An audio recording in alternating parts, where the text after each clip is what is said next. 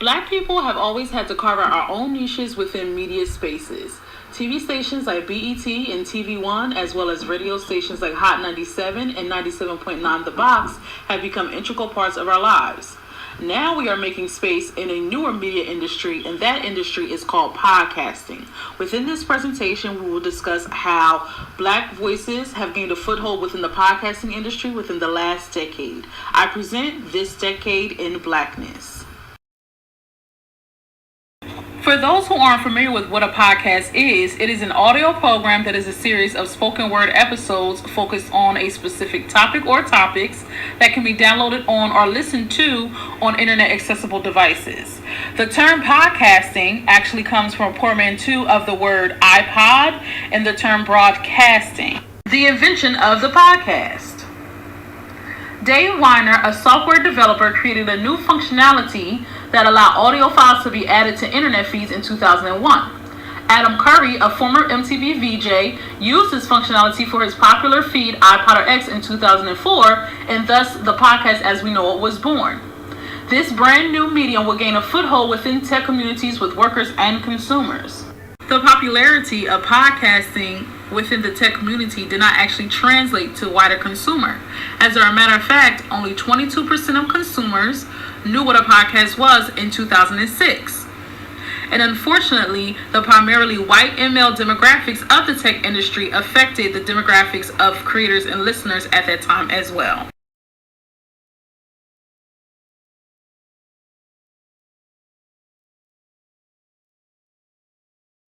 As you can see by this graph, even by 2008, not much had changed.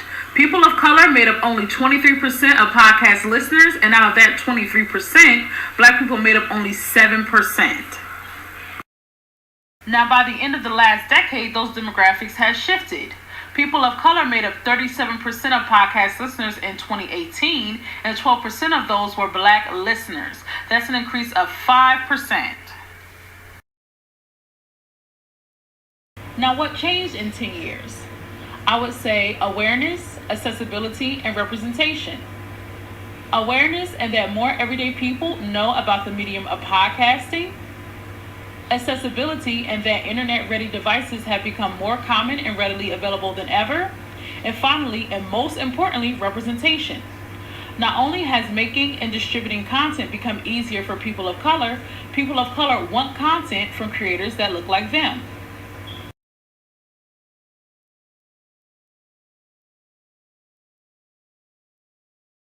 As you can see, looking at this table, it shows the explosion of podcast listeners last decade. Within a 5-year period from 2014 to 2019, the audience for podcasts more than doubled. So not only have we had demographic shifts, we have a bigger overall audience listening to podcasts.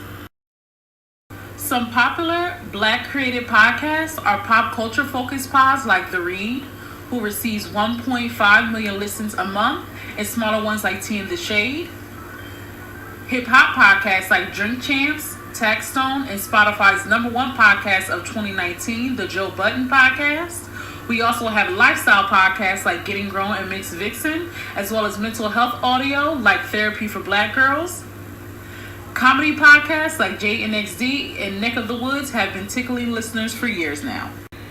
As you can see, Black-led podcasts cover a wide range of topics such as Black women's issues, true crime, movie and TV news, social justice and politics, or just friends and family having fun on the mic. The popularity of Black-led podcasts gave way to full-blown podcast networks owned by Black creators. A podcast network is several podcasts connected by a similar genre, theme, partnership, or ownership, similar to a television network before our ears. One such trailblazer in this arena was Reggie Combat Jack Ossie, a former entertainment lawyer to artists like Jay-Z and P. Diddy, who transitioned into podcasting in the late 2000s. The popularity of his hip-hop interview podcast, The Combat Jack Show, led to the creation of the Loudspeakers Network, which houses hit shows like The Read and Brilliant Idiots today. Rest in peace to him, and his legacy will forever be felt within the podcasting arena. Another important podcast network from the 2010s was TWIP FM, created by writer-comedian Elon James White. TWIP, or This Week in Blackness, focused on giving daily news updates on social and political issues affecting the Black community, and gained prominence for its on-the-ground reporting of the Ferguson Uprising in 2014, as well as the continuous reporting of the Black Lives Matter movement. At this point, there are even podcast directories focused on pods hosted by people of color. One such website, podcastincolor.com, started by Denver-based The Reed fan Barry, who just wanted an easy way to find podcasts similar to the one she likes all in one place.